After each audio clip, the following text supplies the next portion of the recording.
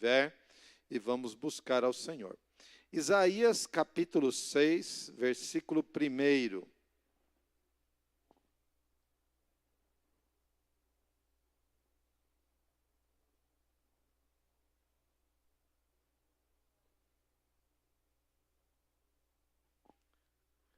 No ano da morte do rei Uzias, eu vi o Senhor assentado sobre um alto e sublime trono, e as abas de suas vestes enchiam o templo, no ano em que morreu o rei Uzias. Vamos orar.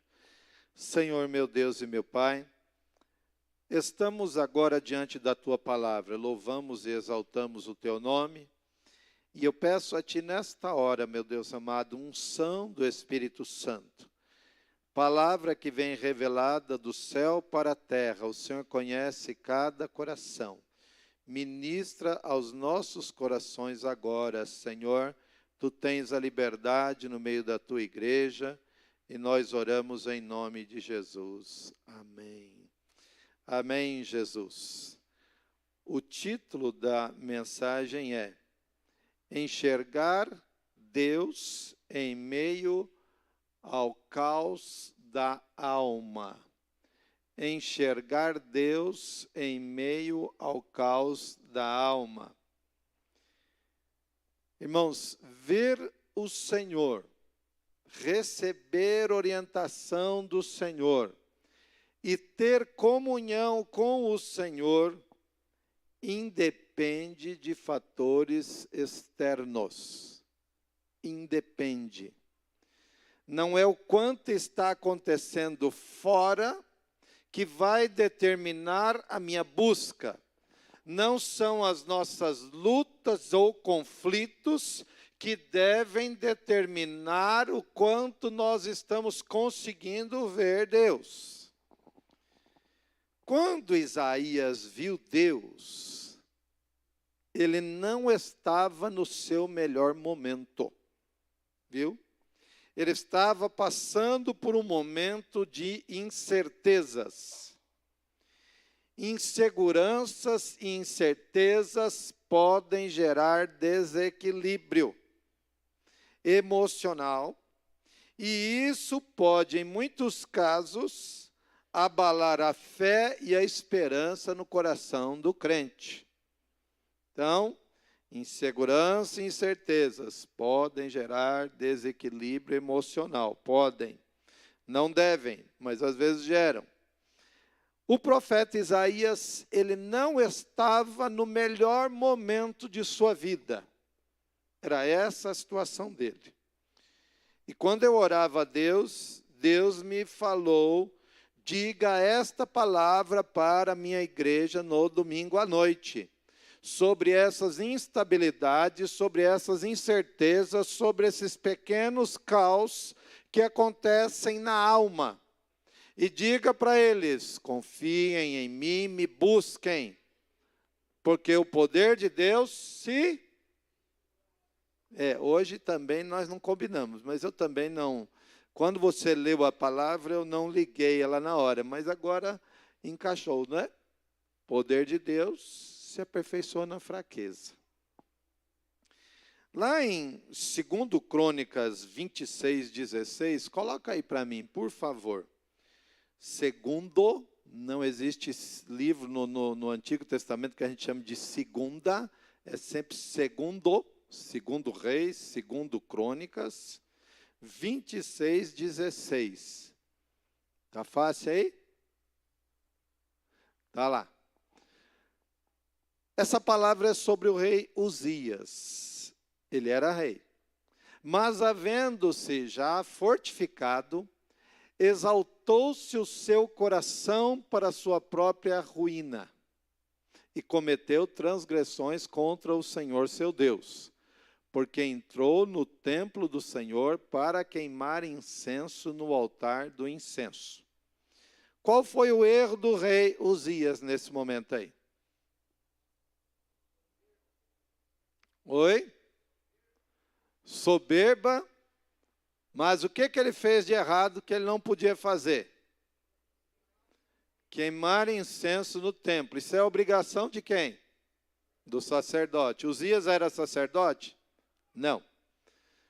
Momento bom na vida. O reino do sul prosperava. Esse homem trouxe prosperidade para a nação do sul, cuja capital era Jerusalém.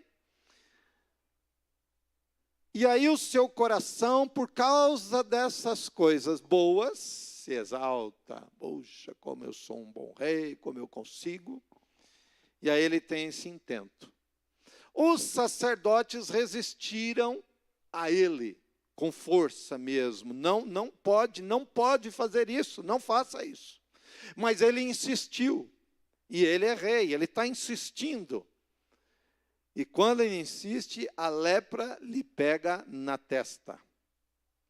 Os sacerdotes viram a lepra na testa dele. E aí começaram a conduzi-lo para fora, porque ele é um leproso, ele é um imundo, ele não pode estar ali. E ele mesmo, diz o texto no capítulo 26, quando percebeu que estava leproso, ele mesmo se deu pressa em sair.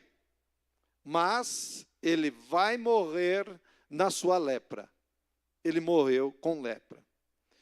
Isaías, que era um profeta de Deus, que sabe que é um rei bom e um rei mau, observando a situação, ele imagina: passaremos por um período caótico na história do nosso povo. E este pensamento, e aí eu fui olhar, quem foi rei depois de Uzias? Alguém sabe sem olhar no texto? Jotão, ninguém sabe, né? Nem eu sabia, tá? Eu olhei na minha casa. Jotão, seu filho, reinou em seu lugar. Eu falei, bom, então provavelmente o reinado dele deve ter sido ruim. Não, o reinado dele foi bom. Ele temeu ao Senhor, andou no caminho do Senhor, fez coisa boa. Mas o temor estava presente. Outro dia eu conversava com um irmão, ele deve estar assistindo, e ele me contando uma situação da esposa, que ela estava temerosa. Eu falei, ela serve para engrossar a fileira, que os psicólogos dizem, né, que 75% dos nossos medos não acontecem. Eles só estão aqui na nossa mente, no nosso coração. E aí a gente é atormentado. Com Isaías não foi muito diferente. Ele estava com medo de que algo não estivesse bem no tempo futuro, e ele estava perplexo. Foi esse tempo de muita prosperidade, e na sua exaltação o rei Uzias faz isso que fez, e nesse contexto o profeta Isaías se encontrava perplexo. Qual será o futuro da nação? Vai sofrer todo mundo. Você tem temores quanto ao ano que vem? Quantos aqui têm temores quanto ao ano que vem? Levanta a mão. 1, 2, 3, 4, 5, 6. A gente sempre fica naquela, né? O que será que vão aprontar? O que vem de cima para baixo, politicamente, economicamente falando, o que será que vão aprontar? Se nessa desconfiança, se nesse temor, nós dermos asas para essas coisas, como nos encontraremos? Agitados? Com medo? E agora o que vai ser? O que será dos meus negócios? O que será do meu dinheiro? O que será? O que será? E aí nós vamos entrando nesta paranoia, nós vamos entrando nessa preocupação, e quando a preocupação tomar conta do coração, esse indivíduo está cheio e vazio de Deus. Só que, com Isaías, ele, ainda que deve ter estado, né, o comentarista do texto fala, ele devia estar nessa situação, a mente dele abalada. No século VIII a.C., isso tem 2.800 anos, aconteceu um grande terremoto que aterrorizou muito Jerusalém. Isso você entra nos anais da história, está lá registrado esse terremoto, há 2.800 anos, o tempo que ele viveu. Aterrorizado com esse terremoto, aterrorizado com a notícia que já estava na mente dele. Bom, com essa morte, os comentaristas dizem, ela poderia estar para acontecer ou poderia ter acontecido, porque foi no ano em que ele morreu. Então, nessa situação, ele se deixa pensar, haverá um julgamento da parte de Deus, e é rápido, é breve, é breve. Outro dia, um aluno no curso de teologia tocou o terror na turma. Ele falou, se vocês não estão estocando alimento, começa a estocar alimento. E eu vou dar uma dica, peguem garrafa PET, coloquem o feijão lá dentro e tampem, porque vai dar para estocar o feijão ali, porque eu tive um sonho que uma desgraça vai acontecer no Brasil. Meu Deus do céu. Que conversa é essa? Tem horas, Eric, que eu tenho vontade de perguntar para o cara, você comprou a garrafa PET? Você colocou o feijão na garrafa PET? Porque essa turma do alarde, eles tocam o terror nos outros, mas na hora que você encosta o camarada na parede, nem ele acredita na profetada. E às vezes a gente ouve essas catástrofes iminentes, não é assim? Você já não ouviu catástrofes iminentes? Outro dia um professor do Guilherme falou, olha, os frangos do mundo inteiro já estão com problemas e o último a ser infectado é o do Brasil. Daqui a uns dias vai estourar. A galinhada está feliz, os galos estão contentes, até agora não estourou nenhuma bomba no meio do galinheiro. E eu falei, meu Deus do céu, né? Mais um alarde, né? Faz quanto tempo que ele falou isso, Guilherme? 3 meses. A galinhada está bem até agora, está todo mundo comendo frango, e eu não vi nenhuma desgraça acontecendo aí no meio do galinheiro. Essas coisas, irmãos, essas notícias, sendo suposições ou não suposições, elas podem minar. E muitas vezes elas minam a mente da pessoa. E Deus me mandou pregar sobre essas incertezas que geram essa insegurança e temor. E mandou dizer para você o seguinte, esses fatores não determinam a ação de Deus na nossa vida. Eu não sei quantos, de um modo mais específico, estão numa situação de preocupação nessa noite. Mas, com certeza, alguém entrou aqui numa situação de mais preocupação. Alguém entrou aqui numa situação de insegurança. E aí a gente tem que olhar para o texto. Já que o texto está falando de insegurança, teve alguma coisa que Isaías fez para mudar o cenário? Porque nós não somos profeta da catástrofe. Nós estamos aqui meditando num texto que parece que algo vai acontecer, mas ele fez algo. O que ele fez? Qual é a resposta? Ele entrou no templo. Coloca de novo aí o versículo 1. Eu vi o Senhor assentado num alto e sublime trono. As abas de suas vestes enchiam o templo. Ele estava na área do templo. E lá no templo, ele viu ao Senhor assentado. Deus não estava agitado. Deus não estava andando de um lado e para outro. E agora, Trindade, o que nós vamos fazer? Porque o profeta está... Deus estava assentado. Talvez você fique correndo de um lado para o outro, agitado nas suas preocupações e suas incertezas. Mas saiba, Deus está assentado no trono. Ele tem domínio, porque aquele que se assenta no trono é o Senhor do universo. Ele tem o domínio de cada situação no planeta e fora dele. Se tiver algum astronauta lá em algum lugar, Deus está no controle lá também. Deixa ligado aí esse versículo aí na parede. O Senhor está dominando, o Senhor está no governo, Deus está no controle das nossas situações. E o profeta, ele vai ao templo, ele estava no templo, ele foi buscar, ele foi ter comunhão com Deus, e Deus se manifestou a ele. E é isto que nós precisamos entender, irmãos, se nós saímos daqui esta noite, entendendo que Deus está no controle, de que nós vamos nos manter na presença dEle, está tudo bem. Você tem planos para 2025? Quem tem plano aí para 2025? Eu tenho um monte de plano. 52. Estar aqui cada final de semana na presença de Deus.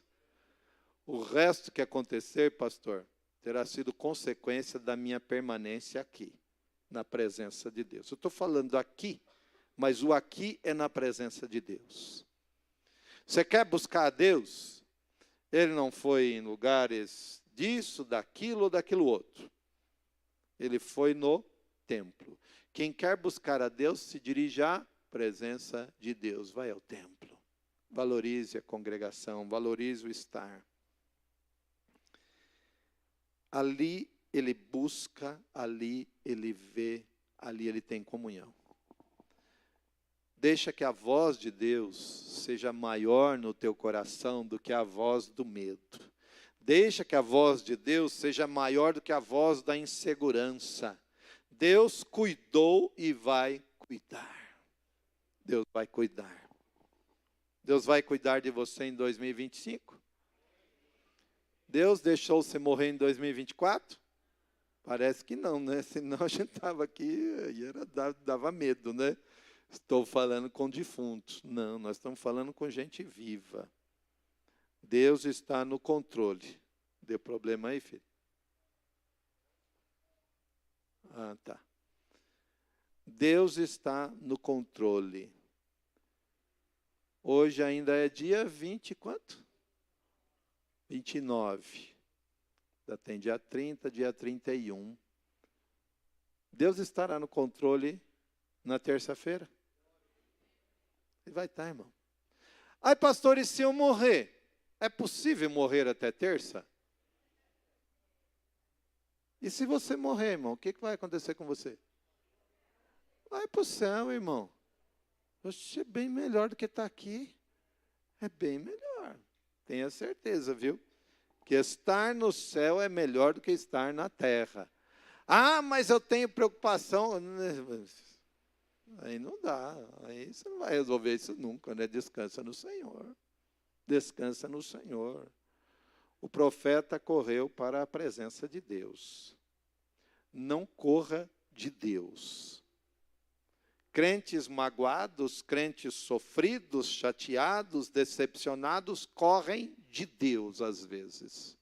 Mas eu quero dizer que você pode estar magoado, decepcionado, chateado, entristecido, e você pode correr para Deus. Você deve correr para Ele, porque Ele é quem de fato resolve os nossos dilemas.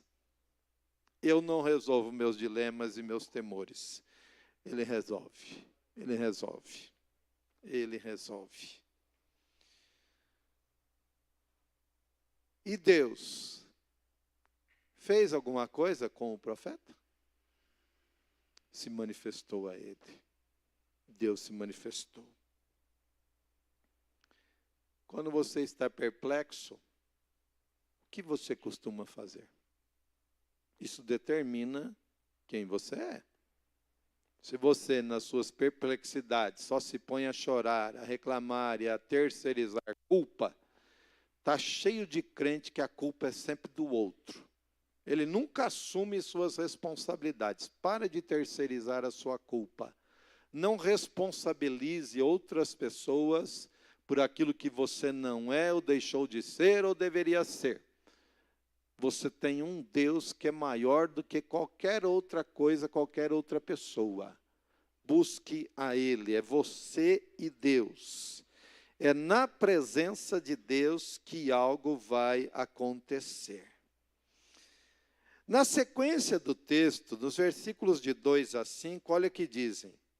Serafins estavam por cima dele, cada um tinha 6 asas, com 2 cobriam. O texto aqui fala cobria, né? Mas eu acho que no plural fica mais certinho, né?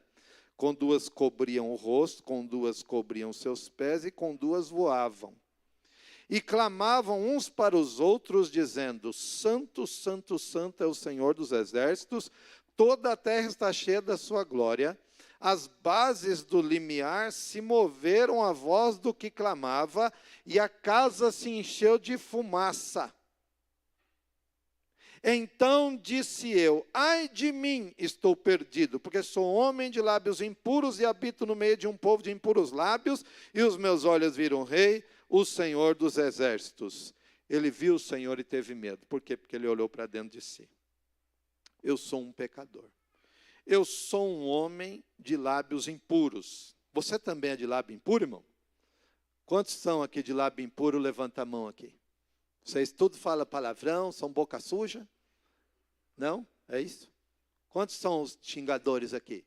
Nessa hora ninguém fala, né?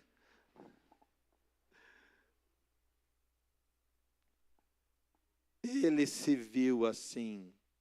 Eu sou um homem de lábios impuros, minha boca não é a boca mais limpa. Eu preciso melhorar essa minha santidade. Ele teve medo. Ele falou, ai de mim. E sabe o que Deus fez? Pegou uma marreta e quebrou a cabeça dele. Não, né? Então, um dos serafins voou para mim, trazendo na mão uma brasa viva que tirara do altar com uma tenaz. Com a brasa tocou a minha boca e disse, eis que ela tocou os teus lábios, a tua iniquidade foi tirada e perdoado o teu pecado.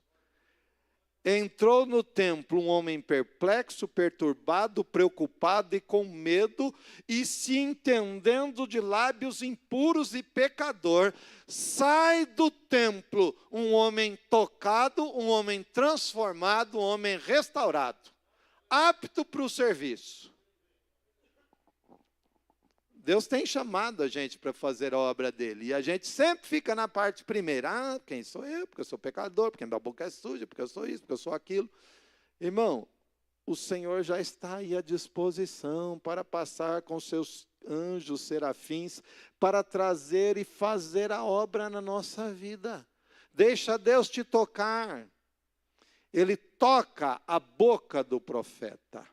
Essa brasa viva, ela vem queimar, vem tirar tudo aquilo que é pecaminoso e vem trazer o que é santidade e chamado. E aí o Senhor fala, Isaías, nós precisamos enviar alguém, quem vai por nós? Ele fala, eu vou. Eis-me aqui, Senhor, pode me enviar. Entrou um homem atrapalhado e sai um homem consertado. E assim é a nossa vida. A gente chega na casa de Deus, todo atrapalhado, com boca suja, com um monte de cacuete, com um monte de pecado. Aí o Senhor vem e toca a nossa vida com fogo, queima a iniquidade e nos faz homens e mulheres renovados e santificados, aptos para a obra. Este continua sendo o grande poder do Evangelho, poder para mudar situações. Deus só não vai mudar a minha vida e a tua vida quando nós não quisermos, mas se nós quisermos, Ele vai mudar. Ah, porque eu não sei como vai ser. Você não vai saber mesmo, porque essa obra não é tua, essa obra é dEle. É Ele quem fez a ação. Ele entrou de um jeito, Deus ouviu, Deus atendeu, enviou o serafim, resolveu o problema dele. A presença de Deus não foi condenatória, foi de libertação e de purificação na vida do profeta. Assim, eu chego à conclusão desta palavra, te convidando a deixar as tuas incertezas e os teus medos e confiar no Senhor. Ah, Senhor, mas será que se eu fizer isso, será que se eu me dedicar, eu não vou me dar mal, não? Porque eu já fiz isso no passado, eu já sofri. Irmão, esquece da tua vida pregressa. Agora você está na presença de Deus e o Senhor tem algo para fazer diferente na tua vida e na minha vida. Em nome de Jesus, amém? Se entrega ao Senhor, espírito, alma e corpo. Alguém já disse, né? Isso é frase coaching, tá? Eu vou pegar emprestado aqui uma frase coaching. Ninguém muda a vida fazendo os mesmos hábitos do passado. Você não vai mudar de vida repetindo os mesmos hábitos. Se você chegou até hoje, nesse último domingo de 2024, e você quer mudança no 2025 que você não viu, e o Espírito já te mostrou o que precisa ser feito para mudar, meu irmão, é assim que as coisas vão acontecer. Deixa Deus operar. Muda o teu modo de agir e você vai ver Deus operando na tua vida em nome de Jesus. Amém? Glória a Deus, vamos orar. Pai amado, nós te damos graças pela tua palavra, Senhor. Palavra que veio certeira aos corações aqui nesta noite. Palavra que edifica, palavra que traz esperança e quebra, meu Deus amado, pensamentos, ideias erradas. Meu Deus, purifica e limpa a nossa vida a cada momento, Senhor, meu Deus amado. Limpa-nos do pecado, limpa-nos do conceito errado, Senhor, para que nós possamos te exaltar sempre. Abençoa assim a tua igreja, meu Pai amado, derrama a bênção e derrama a unção do alto em nome do Senhor Jesus. Amém, Jesus. Amém. Glória a Deus. Podemos ir embora abençoados? Glória a Deus. Terça-feira eu te espero aqui às 22 horas. Amém? E amanhã e terça de manhã, se você está livre aí, sossegado, não vai trabalhar esse horário, vem para a igreja, vem buscar ao Senhor. Amém? Glória a Deus. Vamos ficar em pé e nós vamos encerrar o culto nesta noite em nome de Jesus. Amém? Senhor, meu Deus e Pai, nós agradecemos a Ti, porque o Senhor tem cuidado de nós. Não despede nenhum de nós vazios nesta noite, mas o Senhor nos enche com a Tua palavra. Que nós possamos dar lugar à Tua palavra sempre. Leva em paz o Teu povo. Dai-nos, meu Deus amado, ainda nesta semana, vitória que nós estamos aguardando nesse 2024. Porque para o Senhor não há impedimentos, meu Deus amado. A Tua palavra diz, agindo eu, quem impedirá? Meu Deus amado, existem bênçãos que nós estamos aguardando ainda nesse 2024. Faz esta obra, meu Pai amado, para a gente glorificar o Teu nome e que a graça do Senhor Jesus Cristo, o amor de Deus e a comunhão do Espírito Santo sejam com todos vós. Amém. Deus os abençoe.